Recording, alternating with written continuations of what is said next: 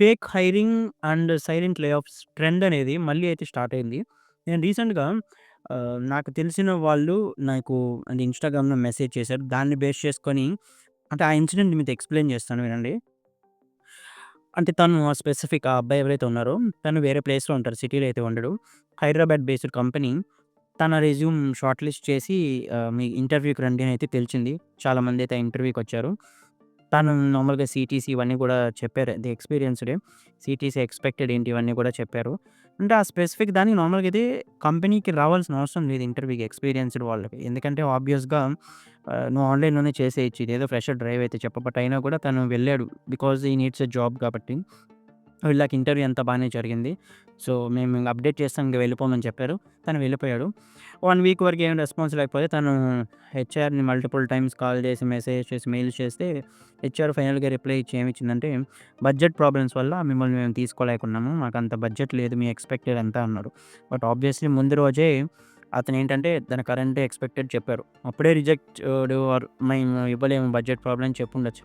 But ఇంటర్వ్యూకి పిలిచారు. Hiring జరుగుతున్నట్టుగా పెద్ద అప్డేట్స్ ఇచ్చారు. వాళ్ళు సోషల్ మీడియా పేజ్‌లో పెట్టారు. అంటే ఒక కంప్లీట్ హైరింగ్ డ్రైవ్ అయితే జరుగుతున్నట్టుగా. ఇదొక అంటే మంచి కంపెనీయే. ఇదేం చిన్న కంపెనీ కూడా కాదు.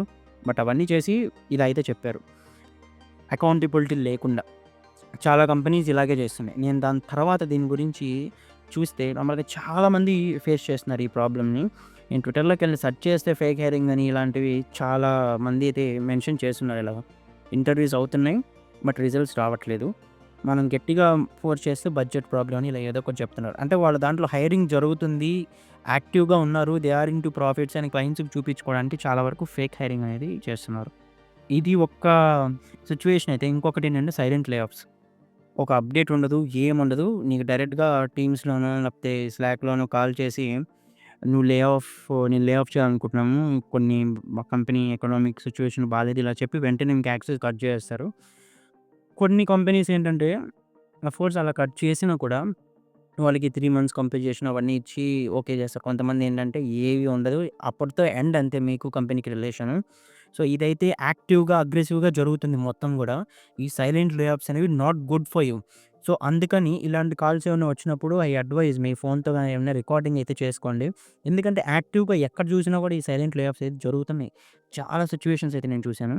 అంటే అంటే మీకేం అప్డేట్ ఉండదు. ఏముండదు. డైరెక్ట్‌గా మీకు కాల్ చేస్తారు హెచ్ఆర్. అంటే కట్ చేసేస్తారు మీ యాక్సెస్ అవన్నీ గూడా. బట్ బయటేమి అవి తెలీవు. ఎందుకంటే వాళ్ళేమి అనౌన్స్ చేయరు, ఏం చేయరు. బట్ మెల్లిగా అయితే తీసేస్తూ ఉన్నారు. వాళ్ళు చెప్పి చేయొచ్చు అనౌన్స్‌మెంట్. చేస్తే వాళ్ళ అంటే ప్రాజెక్ట్స్ పోతాయనో ఉన్నవి. అంటే వాళ్ళ ఎకనామిక్ కండిషన్ బాలేదంటే ప్రాజెక్ట్స్ ఇవ్వరని. ఈ ఒక్క రీజన్‌తోనే హైరింగ్ ఉన్నట్టు చూపిస్తున్నారు. ఉన్న వాళ్ళని తీసేస్తున్నారు. బట్ దీనివల్ల నష్టపోయేదెవరు? జాబ్ సీకర్స్ కానీ, ఆల్రెడీ జాబ్ చేసేవాళ్ళు కానీ, వీళ్ళు నష్టపోతున్నారు దీనివల్ల. సో, ఈ ట్రెండ్ అనేది ప్రతి ఒక్క కంపెనీ కూడా పోటీ పడి అయితే చేస్తుంది. This has to be I mean stopped. ఇది రైట్ థింగ్ కాదు. జాబ్ సీకర్స్ అంతా నష్టపోతున్నారు. ఎంప్లాయీస్ కూడా ఇంకో హోప్ లేకుండా పోతుంది. అంటే కొన్ని కంపెనీస్ అసలు ఈ కంపెన్సేషన్ ఏమి కూడా ఇవ్వకుండానే తీసేస్తున్నాయి. It's wrong. సో, ఎందుకిలా జరుగుతుందంటే, చాలా వరకు నిజంగానే బిజినెసెస్ అనేది లేవు. It might be because of AI, it might be because of their over spending in the early years. చాలా రీజన్స్ ఉంటాయి ఏవైనా గూడా. ఇప్పుడైతే అందరూ రియలైజ్ అయ్యారు. అంతమంది ఎంప్లాయీస్ మాకవసరం లేదు. అంతమంది హైరింగ్ మాకవసరం లేదు.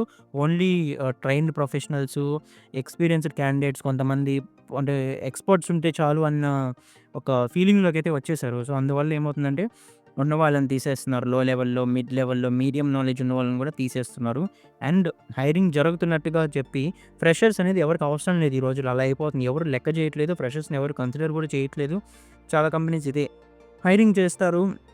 కొన్ని కంపెనీస్ ఇది ఈవెన్ ఆఫర్ లెటర్ పంపించి కూడా జాయినింగ్ ఇవ్వని ఉన్నాయి. కొంతమంది అన్నీ సెలెక్టెడ్ అని చెప్పి ఇంకా ఆఫర్ లెటర్ రాని సిట్యుయేషన్స్ కూడా ఉన్నాయి. ఎందుకంటే అవసరం లేకుండా పోతున్నారు. అంతమంది ఎంప్లాయీస్ అవసరం లేదు. ఆటోమేషన్ కానీ ఇలా మల్టిపుల్ ఫ్యాక్టర్స్ ఉన్నాయి దీనికి సపోర్ట్ చేయడానికి. But this is cruelty at its peak అంతే. చాలా కంపెనీస్ అలానే చేస్తున్నాయి. నా రిక్వెస్ట్ ఏంటంటే అంటే మేబీ ఎవరైనా కంపెనీ హెచ్ఆర్స్ కానీ ఎవరైనా చూస్తుంటే, మీరు హైర్ చేసుకోవట్లేదా? అంటే దట్స్ యువర్ విష్ అంతే.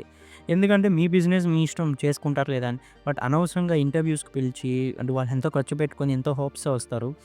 అలాంటి వాళ్ళని అంటే లైక్ బడ్జెట్ ప్రాబ్లమ్స్ ఇలా చెప్పడం ఎందుకు? మీరు ముందే అది అడుగి ఫైనలైజ్ చేసుకోవచ్చు. ఏదో ఓకే అనుకుంటేనే పిలవచ్చు కదా! ఎందుకు ఇలా చేస్తున్నారు? ఇంకొకటి సైలెంట్ లే ఆఫ్స్ లాంటివేమైనా చేస్తుంటే కంపెన్సేషన్ ఇస్తే ఏమవుతుంది ఎంప్లాయీస్‌కి?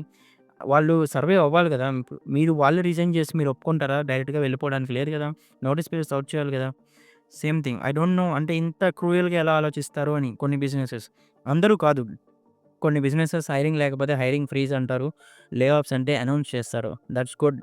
వాళ్ళ బిజినెస్ రన్ అవ్వట్లేదు తీసేస్తున్నారు. వాళ్ళ ఇష్టం అది. ఎందుకంటే మనం ఏమి బాండ్‌లేదు ఇన్ని సంవత్సరాలు పెట్టుకుంటాము అని చెప్పి. బట్ ఈవెన్ హైరింగ్ విషయంలో కూడా. బట్ ఇలా చేస్తున్న కంపెనీస్ అయితే మీకు ఇలాంటివేమైనా తెలిస్తే బయట పెట్టండి. లింక్డ్ఇన్‌లో కానీ అలాగా. ఎందుకంటే అలా ఏమైనా ఎక్స్‌పీరియన్స్ చేసుంటే ఎందుకంటే అవి బయట పడాలి. అప్పుడే జాబ్ సీకర్స్ కానీ, అక్కడున్న ఎంప్లాయీస్ కానీ జాగ్రత్త పడతారు. అలాంటి కంపెనీస్‌ని ఎంకరేజ్ చేయరు. ఐ హోప్ ఇది మీకు హెల్ప్ అయిందనుకుంటున్నాను. మీకు జాబ్ చేస్తున్న ఎవరైనా తెలిసిన జాబ్ సీకర్ ఉన్న ఈ వీడియోస్ షేర్ చేయండి. కరెంట్ సిట్యుయేషన్ ఇదేనైతే ఎక్స్‌ప్లెయిన్ చేయండి. మీ కెరియర్ ఆపర్చునిటీస్ రెగ్యులర్‌గా అంటే మన ఛానెల్‌లో అయితే వస్తూ ఉంటాయి నా నుంచి జాబ్స్ అయినా, ఫ్రీలాన్సింగ్ రిలేటెడ్ అయినా, ఇలాంటి అప్డేట్స్ అయినా ఏవైనా కూడా ఏది మిస్ అవ్వకూడదనుకుంటే ఛానెల్ అయితే సబ్స్క్రైబ్ చేసుకోండి. Thank you for watching.